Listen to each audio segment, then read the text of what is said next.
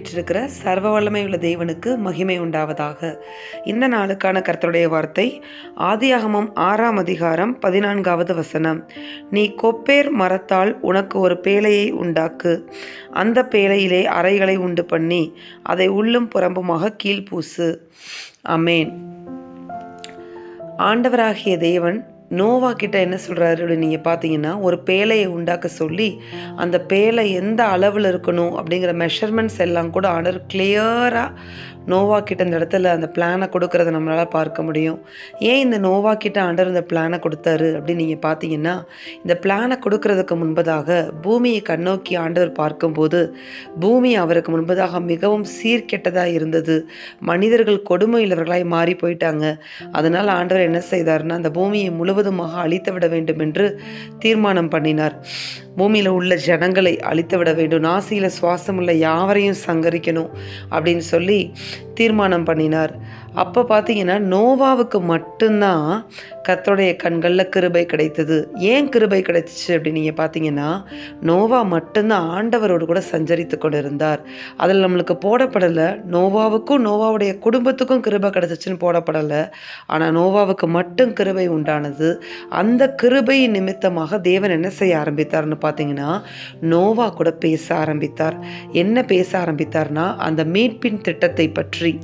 என்ன மீட்பின் திட்டம்? நோவாவுக்கு மட்டும் கிடைத்த கிருபை இப்பொழுது நோவாவுடைய குடும்பத்துக்கும் கடந்து வருகிறது. அந்த நோவாவுக்கு கிடைத்த கிருபை என்ன செய்கிறது? அந்த குடும்பத்துக்கும் கடந்து வந்து ஒரு பேழையை உண்டாக்குகிற திட்டத்தை நோவா கிட்ட தேவன் பேச ஆரம்பிக்கிறார். அதை கேட்டு நோவா என்ன செய்ய ஆரம்பிக்கிறார்?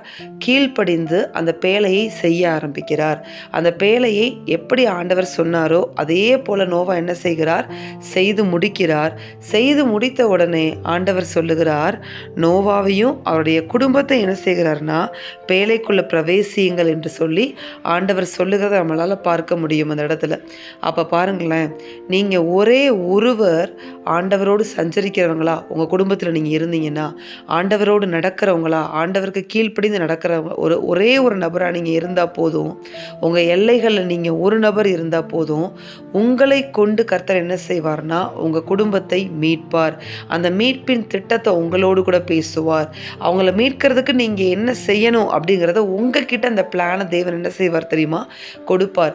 இன்றைக்கு தேவன் உங்களுக்கு சொல்லித்தர காரியம், உங்கள் குடும்பத்தில் நீங்கள் மட்டும்தான் கர்த்தரோடு இருக்கிறீங்க, உங்கள் எல்லைகள் முழுவதும் நீங்கள் மட்டும்தான் ஆண்டவரோட சஞ்சரித்து கொண்டு இருக்கிற ஒரே நபராக நீங்கள் இருப்பீங்கன்னா நீங்கள் சோர்ந்து போகாதீங்க. ஆண்டவர் சொல்லுகிறார், உங்கள் மேலே வைத்திருக்கிற கிருபை நிமித்தமாக உங்கள் எல்லைகள் தப்புவிக்கப்படும், உங்கள் குடும்பம் தப்புவிக்கப்படும், உங்கள் சொந்த பந்தங்கள் தப்புவிக்கப்படும். கர்த்தர் பெரிய காரியங்களை உங்களை கொண்டு செய்ய போகிறார். ஆனால் அதுக்குரிய மீட்பின் திட்டத்தை உங்களோடு ஆண்டவர் பேசணும். நீங்கள் போய் கிருபை கிடச்சிருச்சுன்னு சந்தோஷமாக இருந்தால் பத்தாது. ஆண்டவரே, இவங்களை மீட்கிறதற்கு நான் என்ன செய்யணும் அப்படின்னு சொல்லி நீங்கள் போய் கேட்டிங்கன்னா, அந்த மீட்பின் திட்டத்தை கர்த்தர் உங்களுக்கு தெரியப்படுத்துவார். என்ன செய்யணும், எப்படி ப்ரேயர் பண்ணணும், எந்த மாதிரி மூவ் பண்ணணும் அப்படிங்கிறத கர்த்தர் நோவாவோடு எப்படி கிளியராக பேசினாரோ அதே போல் உங்களோடும் கிளியராக பேசுவார். அது பேசுகிறத கேட்டு நீங்கள் கீழ்ப்படிந்து நடக்கும்போது நிச்சயமாக அந்த பேழையின் மூலமாக, தேவன் கொடுத்த அந்த பேழையின் திட்டமாகிய அந்த பேழையின் மூலமாக நோவாவுடைய குடும்பம் முழுவதும் காக்கப்பட்டது போல உங்கள் மூலமாக, அவர் உங்களுக்கு கொடுக்கிற திட்டங்களின் மூலமாக உங்களுடைய குடும்பம் முழுவதும் காக்கப்படும், உங்கள் எல்லைகள் காக்கப்படும். தேவன் பெரிய காரியங்களை உங்களை கொண்டு செய்ய திட்டமிட்டு இருக்கிறார். அதனால் ஆண்டவரோடு சஞ்சரிக்கிற நீங்கள், ஆண்டவரோடு நடக்கிற நீங்கள் தொடர்ந்து ஆண்டவர்கிட்ட போய் கேட்கணும்னு விரும்புகிறார். ஆண்டவரை, என் மேலே கிருபை வச்சிருக்கிறீங்க, அந்த கிருபை நிமித்தம் என் கூட நீங்கள் பேசுங்க. அடுத்து நான் என்ன செய்யணும்?